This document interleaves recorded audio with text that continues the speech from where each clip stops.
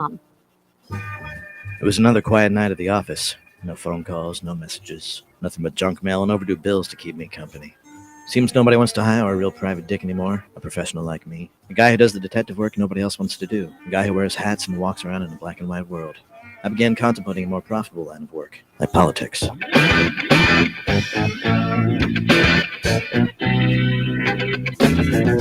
are the show you want to know. It's time to talk to you.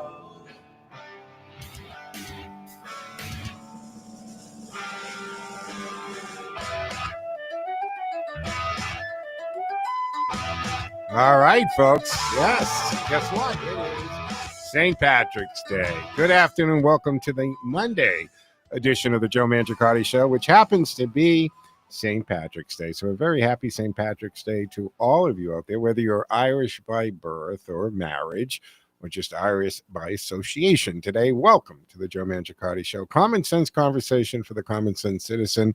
I hope you have your green on. For those of you who are going to watch the video, the streaming of the show, you'll see I do have my green polo shirt on. Teddy, do you have green on? Just the underwear? I just sent a picture to my wife. I was cutting a piece of green fruit, and it dripped on my white shirt. There you go. I said, now I'm wearing green. Couldn't avoid it. God made it happen. Happy St. Patrick's Day. So before we get into some of the ridiculousness of today's news cycle, and trust me, there's plenty of that, let's take a moment to talk about this day, March 17th, and why St. Patrick's Day is such a big deal, especially here in the U.S. And for those that might have traveled to Ireland in your travels and vacations or what have you, we actually make a bigger deal out of St. Patrick's Day here than they do actually in Ireland. Positively. It's another day. I mean, yes, they acknowledge St. Patrick and all that, but it's not like here where we go absolutely Joe, can nuts. I interrupt you for a moment? Of course. Patrick says to Michael, No. Michael, why are you in the hospital bed? He says, I'm sick and I'm dying. Patrick, could you tell me, please, what can I do to help you? Michael thinks for a moment. He says, when I'm done and I'm gone, will you put a bottle of the famous Jameson's whiskey in the coffin with me? Patrick thinks for a moment and he says, Michael, do you mind if I pass it through my liver first? Yeah, that's a classic old one. Absolutely. So, hey, Irish jokes are welcome today. There's no canceling or any political correctness. You're welcome to share any Irish jokes that you might have today. And for those of you who haven't heard this in the past or don't know it, the Mangiacotti is dad. Mom was O'Leary from Ladies Bridge County Cork. So growing up in our house, actually, was much more Irish than Italian in the sense that my mother had the Irish music going all the time. St. Patrick's Day was a big day. Everybody, including me as a kid, learned how to play the accordion and sing the Irish songs. And it was a lot of the family. My parents had a place in Ireland. You mean the squeeze box. The squeeze box. So it was a big day, which was always interesting as I got older. And you're out with your school friends and buddies, and there used to be a place in Framingham, Liam's Irish Tavern. Liam's Irish Tavern. Route 9. Yeah, right on Route 9. It's long gone, but it was there for many years. Big place for the Framingham State kids that used to go there. But we would go out, and I would know all these Irish songs and be able to sing along, or at least, hum along. I'm not a big singer.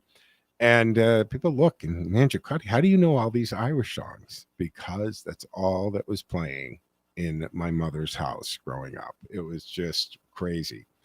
But a little bit of the history, St. Patrick's Day, as most of you know, is in honor of St. Patrick, the patron saint of Ireland. He was actually born in Britain, by the way, funny enough, and he was kidnapped and taken to Ireland as a slave. Now, he did escape, and he came back as a missionary, and he's credited with bringing Christianity to Ireland. Now, that's the real story. I know there's the whole thing about him driving out the snakes, and there are no snakes in Ireland today because of St. Patrick. Well, that's more legend than fact, but they never let the facts get in the way of a good story, especially the Irish. They were great storytellers, as you know. Great poets and authors have come from Ireland. I have members of my family who are published poets and authors. A lot of my cousin Tommy has multiple books out, poetry, a lot of them based on family members. Now, How did this become such a big deal in America? Well, the Irish immigrants brought the celebration over in the 1700s. And the first ever St. Patrick's Day parade wasn't even in Ireland. It was right here in America, in the colonies, that is. Boston had the first parade in 1737, and New York followed in 1762. Today we celebrate in a true American style with parades, parties, and let's be honest, a lot of beer and other drinks as well.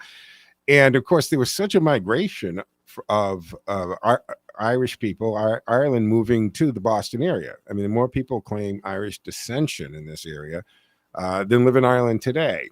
And even though you can see it, the difference, and I've said this and I've talked about this before, is the Irish did understand the power of the ballot box early on. If you look at the political landscape in Boston, there were a lot of Irish surnames there. As a matter of fact, it took Boston 350 years to get its first Italian mayor. So they understood. The ward bosses got developed, and they understood that, you know what, you got to get elected. If you get into the politics, which of course brought its own level of corruption, of course, and that's where they, the old days where you would get a little ticket or voucher for a couple beers after you went and voted the right way, that is. And then you'd go down to the pub and cash in for your couple of beers. And that was common practice back in the day. And of course, it wouldn't be St. Patrick's Day without mentioning the political and cultural contributions of the Irish, right? They helped build this country, literally. They worked on the railroads, the factories, they served in the military, they shaped our cities, and they understood the value of hard work, patriotism, and yes, a little bit of rebellious spirit. So whether you're Irish or not, you can at least raise a glass today in honor of that. So happy St. Patrick's Day. I'd like to raise a glass to all of these men and women that faced the No Irish Need Apply signs. INNA. And one of the reasons why the Irish did so well in North America is that the only jobs they could get were working on the railroad or being police officers. And both of those injected them into the political system of our country. And a lot of the skilled laborers, a lot of them were masons, stonemasons. A lot of churches were built by the hands of a lot of Irish immigrants. And I look at my grandfather who came over. He unfortunately died very young, but at a very young age, he managed to be married, have a couple of kids, and buy a 3-decker in Somerville, all by 24 years of age. That was a big accomplishment for an Irish immigrant coming here in the early 1900s. But that happened across the board, I think, with it. They did a lot to the history of it, but you have a very big Irish population. And I still maintain that in my parents' day, in that generation, the Irish and Italian weren't necessarily meant to mix around. You weren't supposed to, my mother was the, lace curtain Irish going to the all Catholic girls' school, and my father was from the other side of the tracks. And I think part of the attraction on my mother's part was probably she wasn't supposed to be hanging around with that Italian boy. So I think that added to that. But let's get into some of the issues going on in housekeeping. You can join the conversation at 508-871-7000. That's 508-871-7000. That will get you into the studio for two-way talking conversation today. Behind the glass behind the board, he'll get you set up. And of course, the text line is running at 617-297-8388. 617-297-8388. Text it like you would any other number. It appears on the screen here in the studio in real time, and we try to tie it in and participate in the show. And of course, you can tune in to AM 830, but you can also stream it on your TuneIn app. That's right. WCRN, like thousands of other radio stations, we stream it on the TuneIn app. Punch in WCRN on the app. You'll see our cool logo there. Do me a favor, hit the like button. We know you're there. Then you also can find us very easily. Even tell Alexa to play WCRN. She'll do that. No questions asked. Now, I happen to stream the show to my social media platforms at Joe Mangi Show, MANGI. That's X, Facebook, Twitch TV, LinkedIn profile, and Rumble. So there is a Joe Mangiacotti channel on the Rumble. You can check that out. We're also streaming to the station's Facebook page. So that's AM 830 WCRN. Do me a favor, go to that Facebook page for the station, hit a like, follow button, and you'll see whatever we end up posting or share. And we also have the WCRN YouTube channel as well. So multiple ways to watch and listen. I see a few viewers have already clicked on. So thank you for joining us on We this got St. friends. Patrick Days. We got friends. All right, now we'll shift of gears because speaking of being a little rebellious, have you heard what's happening with Tesla?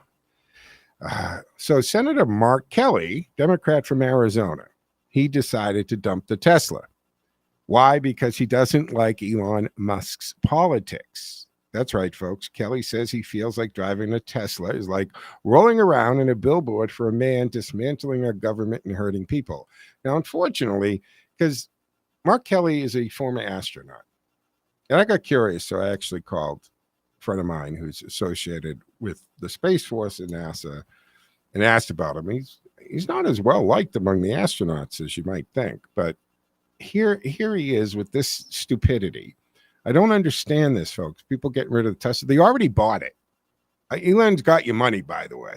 So, and especially when what's her face? The girl who was on Charmed, and she was the little girl, and Who's Your Boss? I don't know why her name escapes me.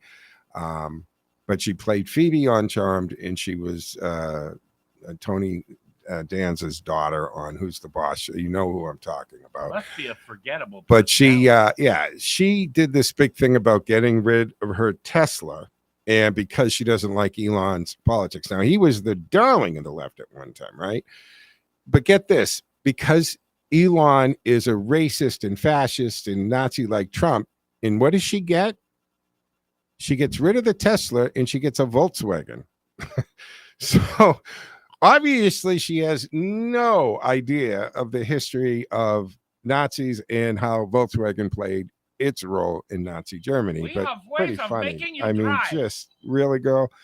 So anyway, Senator Mark Kelly, he dumps it and says it because how is he dismantling? First of all, Elon Musk has no power to dismantle the government. He can only find the waste and report it to the president and the appropriate cabinet members. But we have to take our first break coming up to quarter after the hour here on the Monday edition of the Joe Mangiacotti Show, which happens to be St. Patrick's Day. So we're going to take one break here, quick break, and we'll come back on the other side. We'll continue with some opening thoughts here. And, of course, your calls at 508-871-7000. That's 508-871-7000. That's how you get into the studio for two-way talk and conversation. All right, folks, stick with us. We'll be back in 2 minutes and 10 seconds.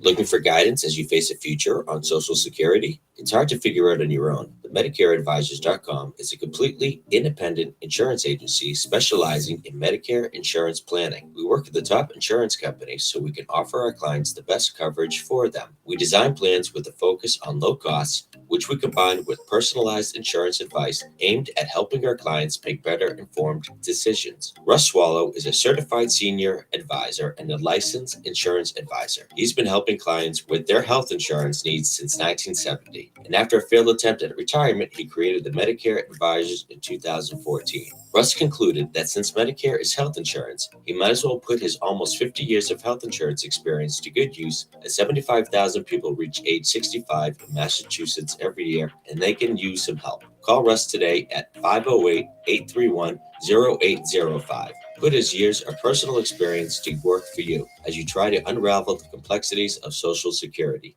Looking for a fuel and food stop that truly stands out? Experience the Yatco difference. At Yatco, we're dedicated to bringing you the best customer service, the highest quality products, and a commitment to making your life on the go easier. From top quality fuel to freshly stocked snacks and essentials, Yatco has you covered. Yatco has 15 convenient locations across central Massachusetts, and now our newest spot at 75 Quonsigamut Ave in Worcester. For Yatco rewards, simply download the Yatco app and sign up. Friendly, clean, local, and always convenient. Make Yatco your favorite food and fuel stop. Stop by Yatco food and fuel stations today and experience the Yatco difference. Yatco, where every stop keeps you going.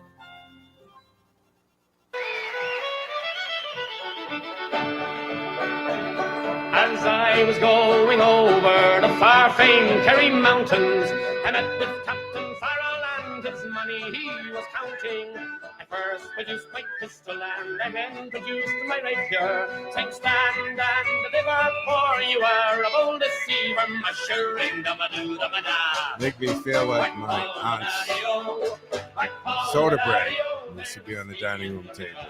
And of course, a bottle of whiskey.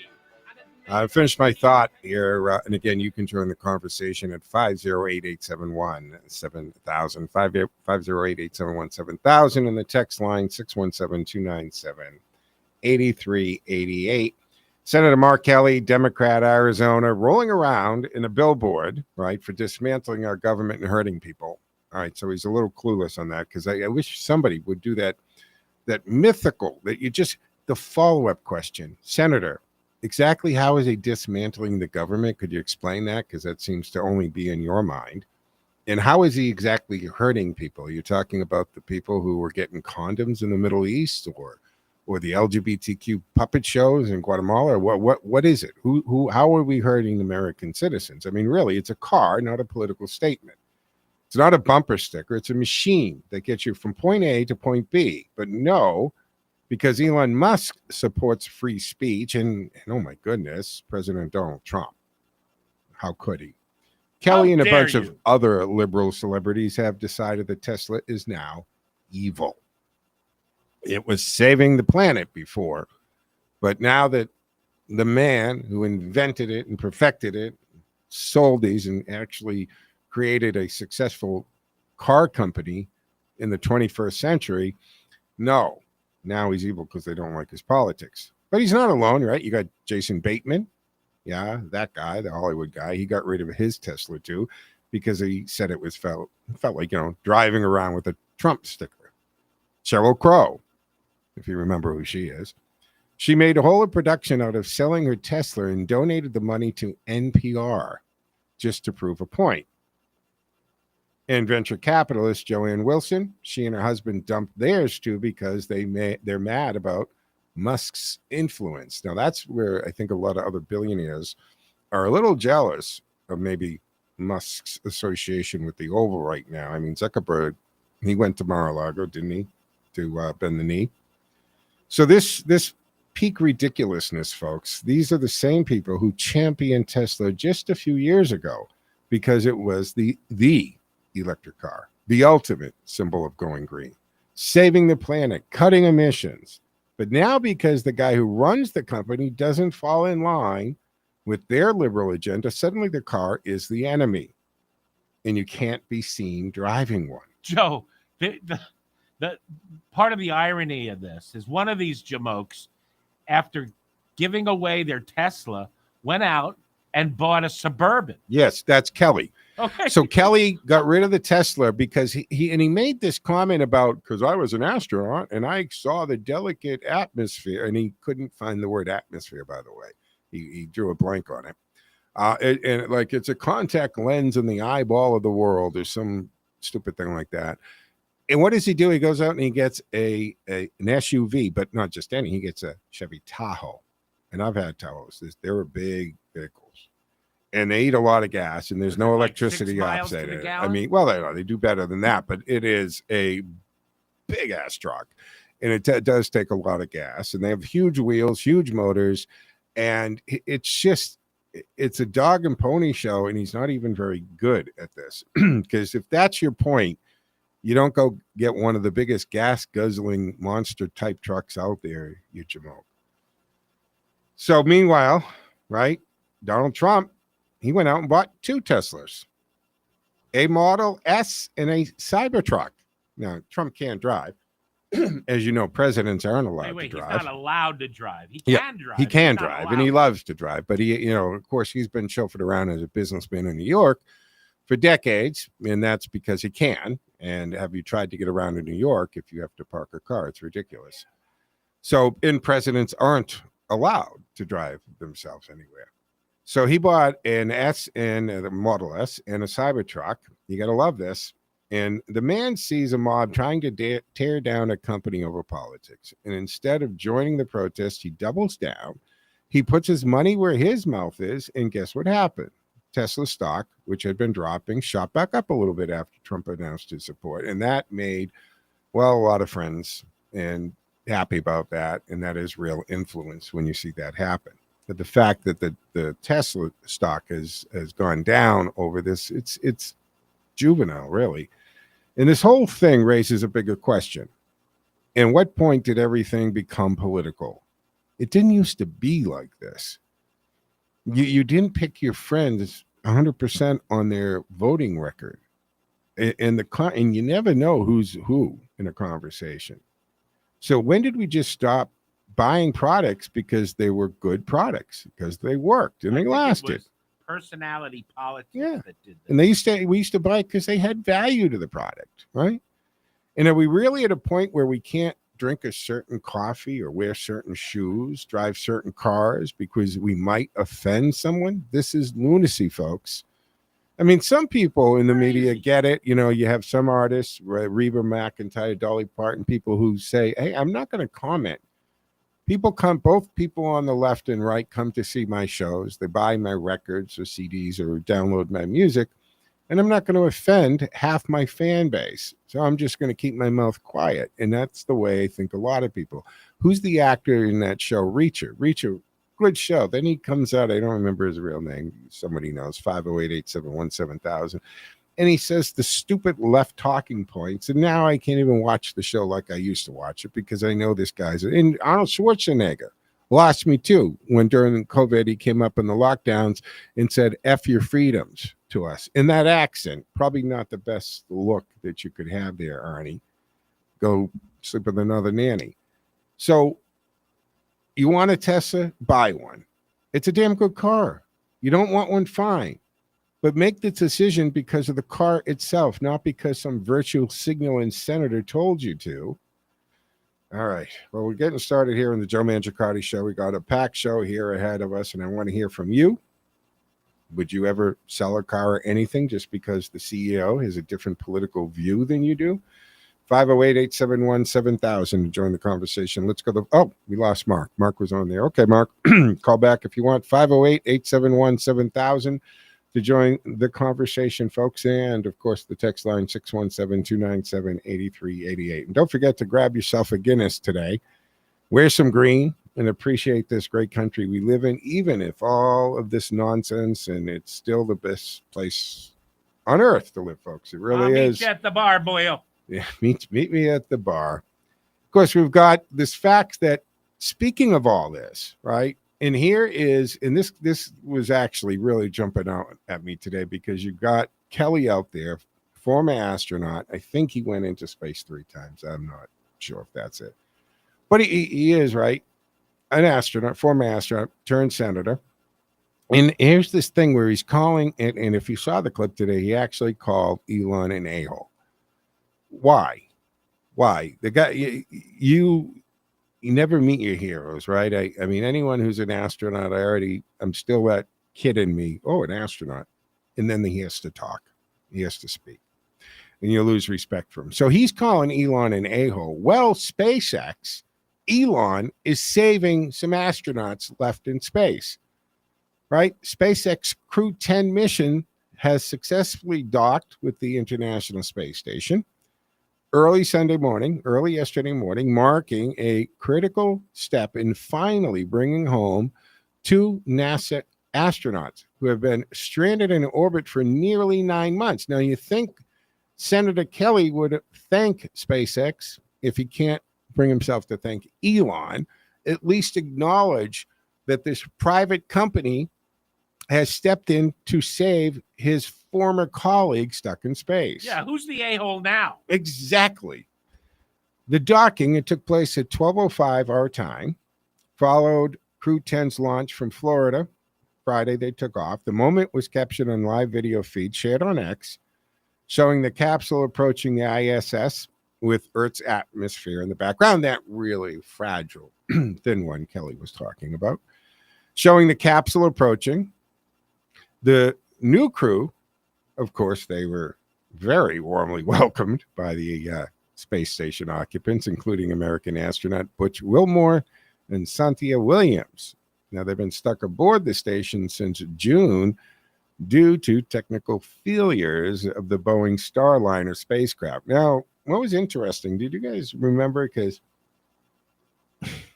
Elon made a comment, and I don't know if he was in the cabinet room or somewhere, and he said almost offhandedly, just as a casual remark, that he offered to save these astronauts months ago, and Biden refused for political reasons. He didn't want to draw attention. I don't even understand. Why wouldn't you make hay out of that? Look, we do whatever we do to bring these astronauts home, and we use American company and innovate. I don't know. I don't understand the political reasons, but I guess Butch, the astronaut, actually said in some communication, yeah, that's true. Now, he stepped back from that. He's walked that back a little bit. He must have got a talking to. But anyway, the situation was originally expected to be a short mission, right? With Wilmore and Williams scheduled to return 8 days after they got up there. However, multiple problems with their Boeing-built spacecraft left them stranded. Boeing has not had a good reputation lately. A lot of problems with their stuff. And the whistleblowers that have been coming out about them just, well, you know those stories. Anyway, these delays. Gilligan? Say again? I said, what do you mean, Gilligan? Yeah, exactly. 3-hour tour? What? Right. This is basically a modern day Gilligan's Island, right? 3-hour tour, 8-day spacewalk turns into almost 9 months. So the delays kept piling up due to the lack of reliable emergency escape pod. So after months of uncertainty, SpaceX stepped up to finally bring them back, and NASA engineers celebrated as Crew 10 successfully docked. This is huge. A private company, private spacecraft, goes up to take NASA astronauts home. The long overdue return flight for Wilmore and Williams is expected to happen in the next few days. And according to Elon, by Wednesday. Yeah, well, that's the next few days. He confirmed the plan late Saturday night. So once again, SpaceX is proving to be the real leader in human spaceflight. While NASA put its trust in Boeing Starliner, that decision left 2 American astronauts stranded for almost 9 months. Elon's private space company stepped in to fix it. So Boeing has been in the headlines for all the wrong reasons, folks. All the wrong reasons. But we have to take our mid-show break here on St. Patrick's Day, Monday edition of the Joe Mangiacotti Show on AM 830 WCRN. 508-871-7000. Lines open and available. Back in 2 minutes, 10 seconds, folks. Stick with us.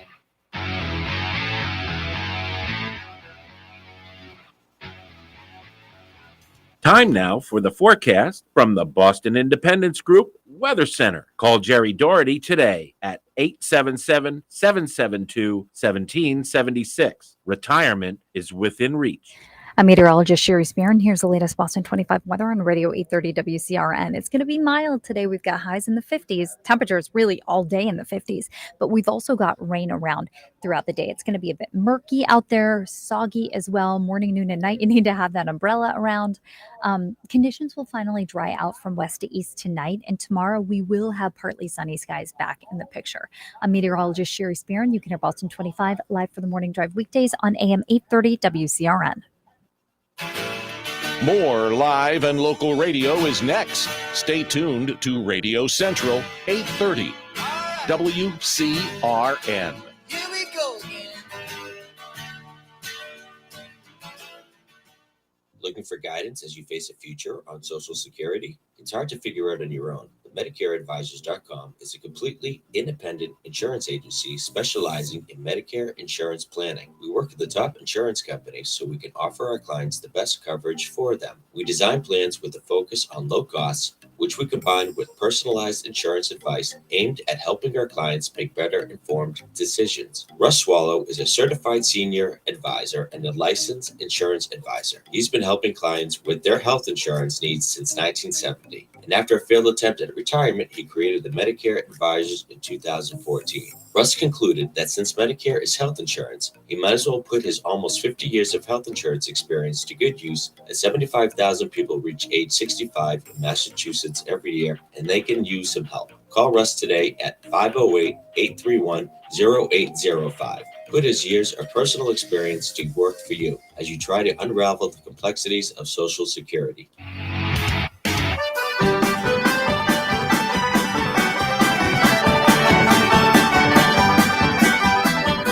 On the 4th of July, 1806, we set sail from the sweet cove of Cork. We were sailing away with a cargo of bricks for the Grand City Hall in New York. All right, folks, welcome back to the second half of the Monday afternoon edition here on St. Patrick's Day 2025. I'm Joe Mangiacotti, and this is the Joe Mangiacotti Show on AM 830 WCRN Radio Central, and you can join the conversation at 508-871-7000. That's 508-871-7000. And, of course, the text line is up and running at 617-297-8388. And Ted, of course, texter 873. Come on, Ted. Where is the beer pouring sound? How he uses it all the time. They expected that. I drank it already. You drank it already. It's all gone. There's no beer, not a drop in the station. Texter 873. Sorry about that. 508-871-7000. Let's go to the phones. Ken has been waiting patiently. Hey, Ken, happy St. Patrick's Day. What say you? Same to you, Joe, on this, my grandfather's birthday. Really? Yeah, he would have been 131, and who knows, maybe somebody with his Social Security numbers collected. Yeah, I was going to say you should check that. Maybe somebody's been, doing very well. Oh, that's crazy. Yeah. Oh, man, this SpaceX thing with Kelly. I mean, and the timing, right, to come out and take this pot shot at Elon Musk and SpaceX while his former colleagues are getting their butts saved. Guy, just read the room, Senator Kelly. But Joe, it's so easy to explain. I mean, you're living the traditions of 20th century in Boston, for instance, when so many Irish and Italians who had common values: faith, family, hard work, law and order, religion, and Catholic Church in almost all cases. Mm-hmm. So that was their religion. Those are the values that held society together. Well, we're in the 21st century now, Joe. Everything's got to be woke. Yeah. And my goodness, if you were once woke and you're not now, you know what that makes you? A heretic. Right? Am I missing anything? No, that sums it up pretty well. Yeah, that's simple. So we're lucky. We've never been woke. We're never going to be hated as much as Elon Musk. Some of us are hated in a pretty good manner. I could show you a lot of texts. Yeah, let's be serious. I mean, that's why he's really taking the heat. Yeah. And the same thing with Trump. He was once a Democrat, so Well, again, Ken, it's back to this hive mentality thing that you have to get in line. And look what they've done.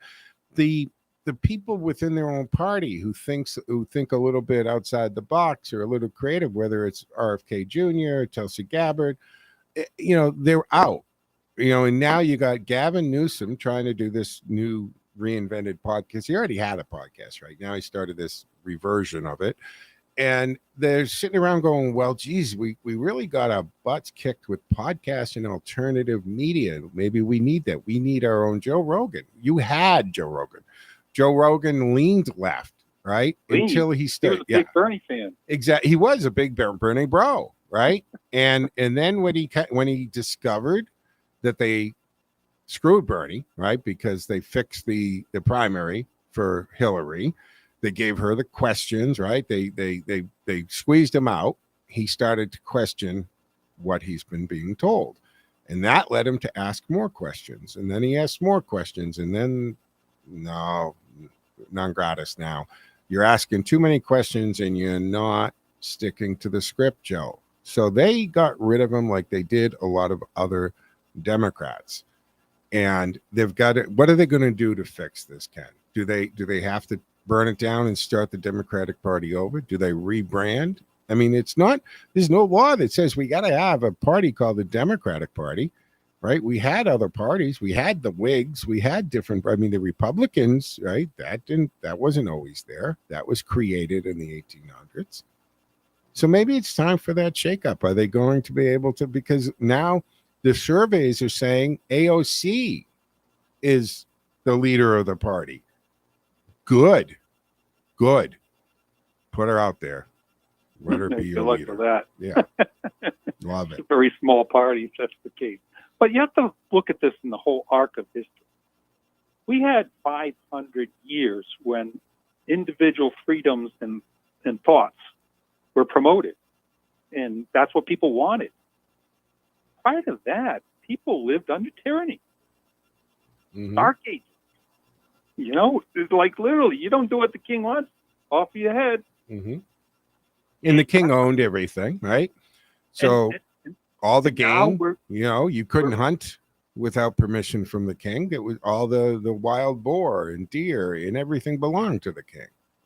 We are regressing to that way where, they think that they can impose their way of thinking on everybody. Sense of those who don't think that way. Just, every day you just turn on the television, it's like they're advocating everything farthest to the left. So literally, when an AOC talks, it says things that are absolutely ridiculous.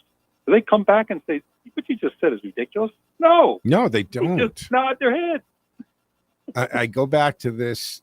I know I say it over and over, but until they start, doing something about it, I am going to continue to point out that nobody in the mainstream media, traditional media, however you'd like to identify them, has that one simple thing that I was taught in broadcast school in the beginning, and that's the follow-up question. Nobody will ever say that. Nobody follows up. And what do you mean by that? That doesn't make any sense. Could you explain that? And the few times I did see somebody push AOC back, it was more embarrassing and cringeworthy, matter of fact, because, she's referring to the three branches of government. She thinks the Senate and the House are two different branches in the presidency. I mean, I watched in a real interview, like, okay, so that's what you're dealing with, right? She doesn't even understand her government. Joe, when you use the word article, she's thinking of clothing instead of Article 1, Article 2, Article 3. And then I saw her in an interview when they got in on the Middle East a little bit, and she had no idea what was going on over there. And I'm pretty sure she probably couldn't identify where countries were in the Middle East if you had asked her. But anyway, if that's who they want to lead their party, I mean, go. Great. That's it. Do it. And what is this with Akeem Jeffries, right? He's supposed to be some kind of de facto leader here too. And I know you're not supposed to say this, but is it just me, or doesn't he seem a little slow when he talks? Is that being mean? Huh? Oh, to say the least. Yeah. So it's not just me. He does not connections. Okay. All right. Doesn't he though? Doesn't he not? I mean, Fetterman seems Shakespearean compared to Jeffries. Well, you have to have a stroke and then recover from to really. Apparently, they must have given him a red pill in the hospital, because he's probably as a Democrat, he probably is making the most sense, because he's kind of talking plain English, and he's kind of making observations with common sense. So he's making more sense than most other Democrats, is he not? But he's taking a ton of flack too. Of course he is. It's getting hotter. Of course he is. But I don't know. He doesn't seem like he's going to cave to that pressure. He doesn't seem that way. Well, here's the thing, though. He says things that we say, wow, he's not talking like the rest of them. But for the most part, he's voting like the rest of them. Yeah, that's always a problem, right? Who cares how they talk? How do they vote? Let's break down last Friday's votes. Oh yeah, he voted to not or have closure, which was required for the bill to pass. But did he vote for the bill? No. There were only two Democrats who voted for the bill. One of them had announced her retirement in this upcoming election in 26. 2 days prior to the vote. Yeah, who is that? She's not running again. Jean Shaheen. Shaheen, that was it, yeah. In New Hampshire. Mm-hmm. And then the other interesting was Angus King. And like, I don't know quite what to make of that, unless maybe he's got the same thoughts she has. I've had enough of this nonsense. This is my last term. Yeah. We haven't heard that announcement yet, but that's, I think, a good explanation. Both of them have been governors, interestingly, prior to senators. So that may be part of the, this is a really bad direction the party's going in. No, I'm not going that way. Well, look, Ken, until they can stop doing everything opposite of Trump, I mean, that's pretty much how they've been operating. It's Joe Biden's administration. And I say administration because now we know for sure that Joe Biden was not in the nitty-gritty day-to-day running of the country. He was being handled. They controlled access to him. And now we're finding out about, basically they used the automatic presidential pen signing machine type thing. So it was the administration or those in that circle, whoever it was, deciding this stuff.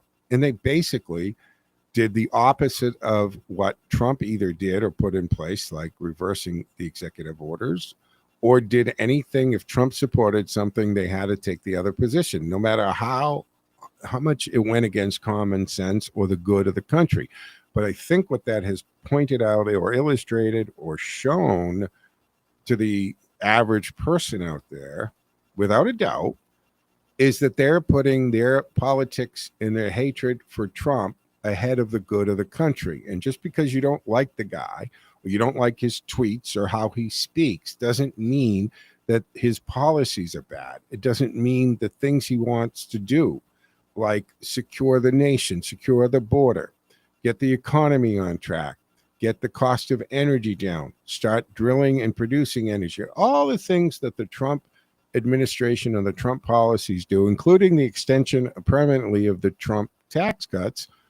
They have to go against this stuff, but they look so ridiculous. We've talked about this with the 80-20.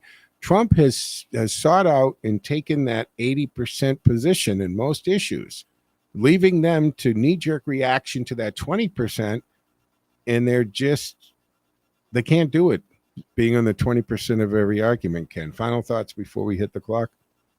Yeah, they've now taken the 10 side of a 90-10, that judge going against illegal terrorists. Yeah. And that's the next topic I'm going to bring up with this Alien Enemies Act on the other side of the break. Ken, thank you for the call. Appreciate it. Always a good call. Yeah, folks, when we come back, we're going to talk about the Trump's administration's use of the Alien Enemies Act of 1798. But we got to take our break here, third and final. 508-871-7000. Back in 2 and 10, folks.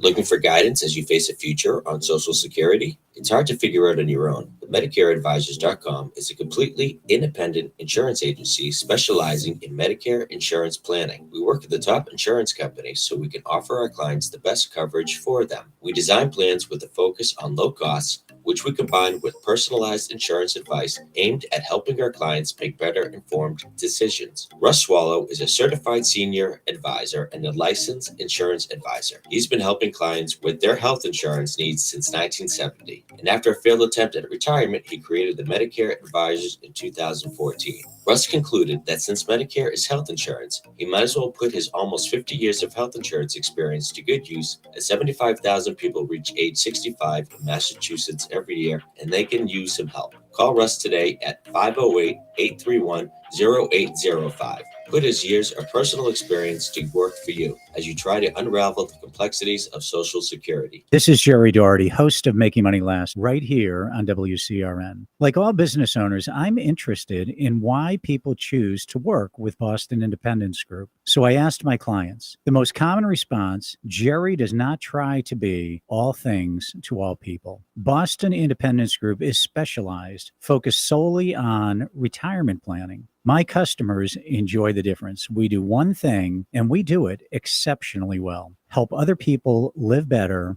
in retirement. That's it. If you're ready to retire or making plans to retire, we can do for you what we've done for hundreds of other retirees throughout New England.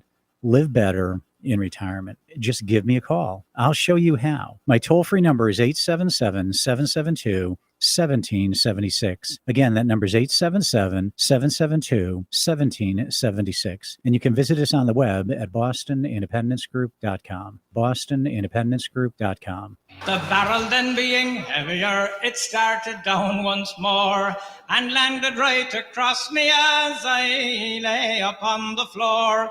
Well, it broke 3 ribs and my left arm, and I can only say that I hope you'll understand why Paddy's not at work today.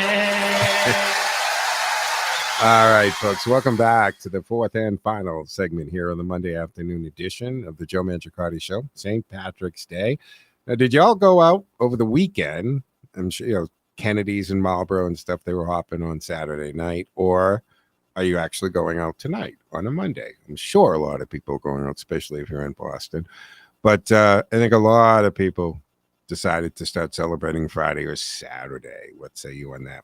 You can join the conversation for the remainder of the hour at 508-871-7000. That's 508-871-7000. Also, we've got a few people watching, but you're always welcome to watch and listen to the show on my Facebook, X, Twitch TV, LinkedIn profile, or on Rumble. And, of course, the show is later loaded up to Torch TV.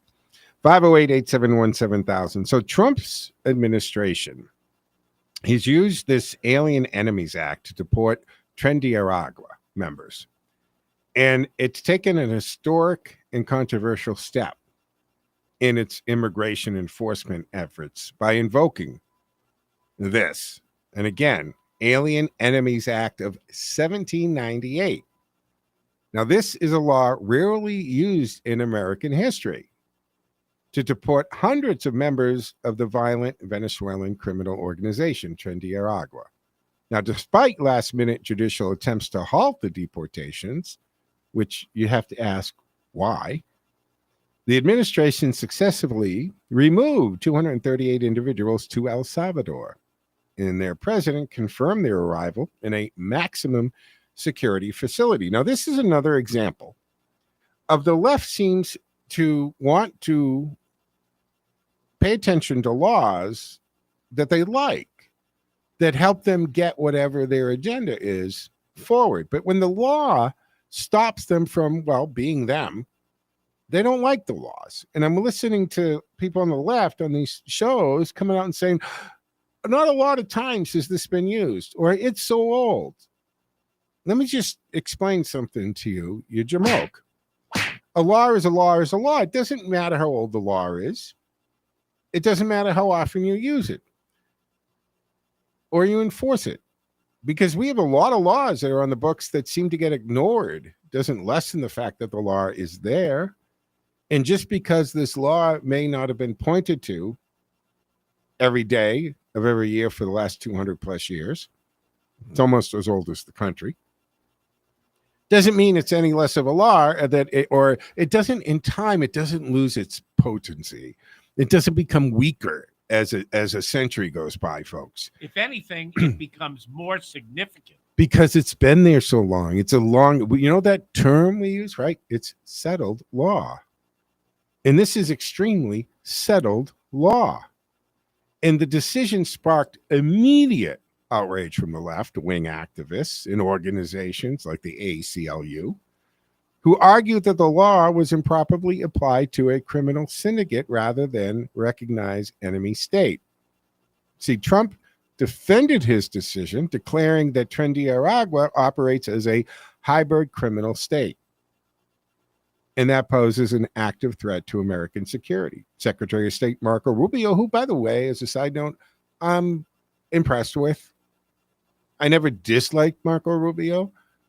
I didn't think he was ready to be president the first time out in 2016, but I think he's doing a really good job as Secretary of State right now. But anyway, Rubio reinforced the administration's stance, emphasizing that these removals serve both to protect the U.S. and to support El Salvador's ongoing efforts to combat organized crime. Now, we also have the deal with the deportation of they're calling him a student. Guy's like 31 years old, right? been here 2 years. Colombia, they've arrested him. We talked about it the other day. The point is, they don't like these laws. Even though all of these deportation laws and criminal laws, they've been on the books. It's just under the Biden administration, they weren't allowed. Even those in the Border Patrol or in ICE, and for that matter, even in town police, we're told that they couldn't enforce these laws. Think about the Summer of Love. Woo-hoo! When you had police departments ordered by mayors to stand down, let them vent, let them get it out. Well, they burned. Evacuate the police station. Surrender your police station to the mob. What is wrong with us, folks? These laws are laws. They're enforceable. And why would you pick this hill to die on? These 238 animals that were sent back are bad dudes. These are rapists, murderers. They're members of gangs that participate in extortion. And you got idiots in the media saying, well, it's not that many apartment buildings. J.D. Vance, beautiful. Do you hear yourself, Martha? One building is too much for a foreign gang to take over and terrorize American citizens, you idiot. 508-871-7000. What say you? Let's go to the phones. Tyler's been waiting patiently. Hey, Tyler, what say you? Happy St. Patrick's Day, by the way. Happy St. Patrick's Day. Hey, Joe. It sounded more like Dracula there. Yeah, that's my Dracula, St. Patty. St. Patrick drove the snakes out. First of all, I've been there. I witnessed it with my eyes in Colorado. They did take over an apartment building. Several of them. Yes, sir. And for people who didn't see it, you have to see it to believe it. It makes sense. Now here's the sentence.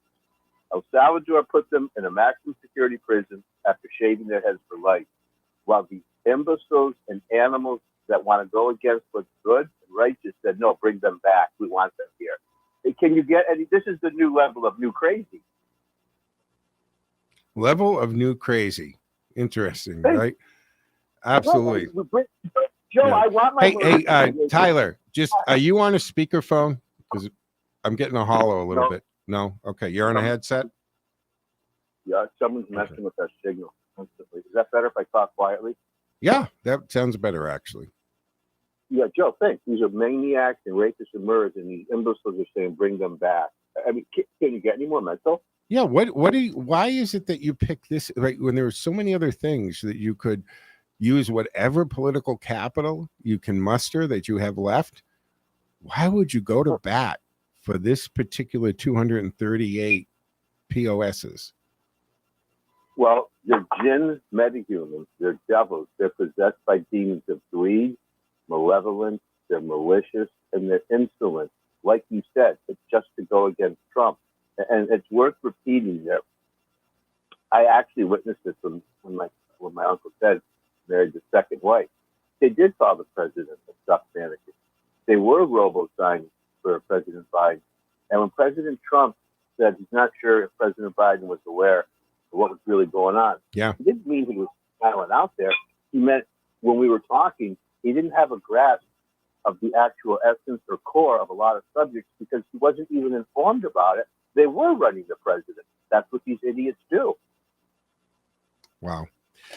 I got to tell you, I hope they don't let that robo-signing thing go. I hope they continue to look into that. Just like Bondi, right? Pam Bondi, she's looking in Kash Patel are looking into a lot of other things, right? Not just that.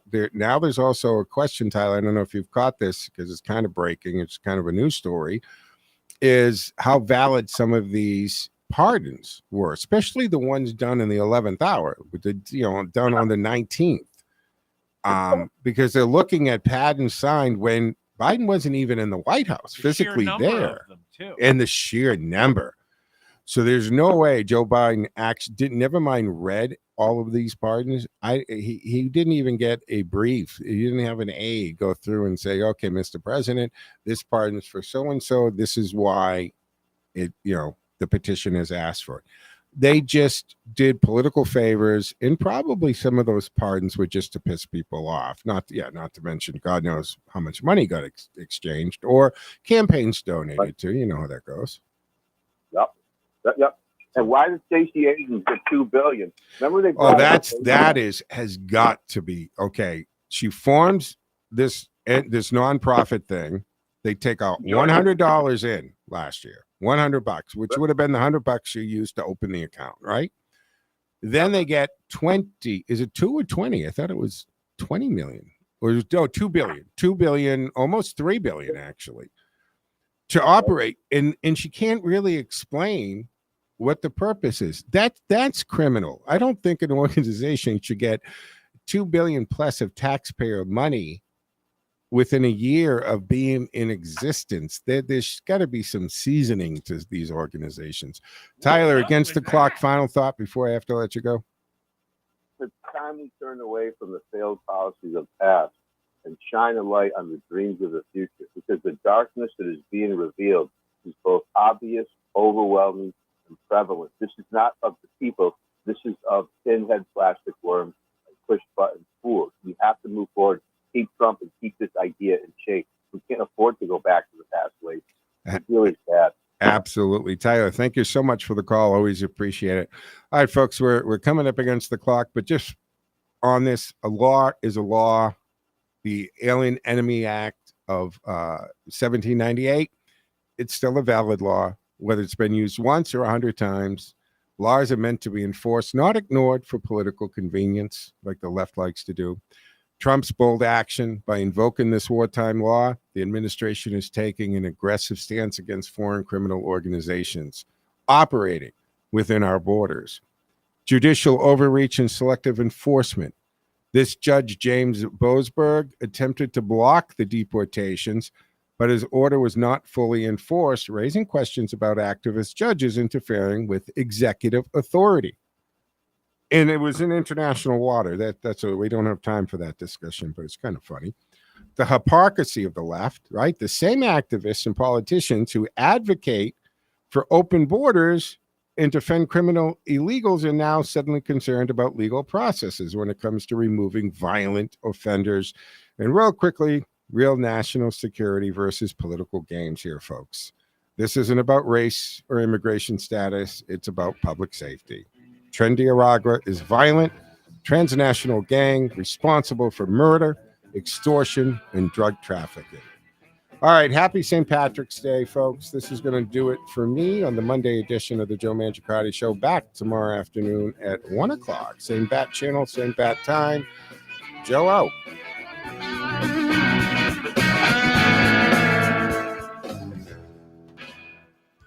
This is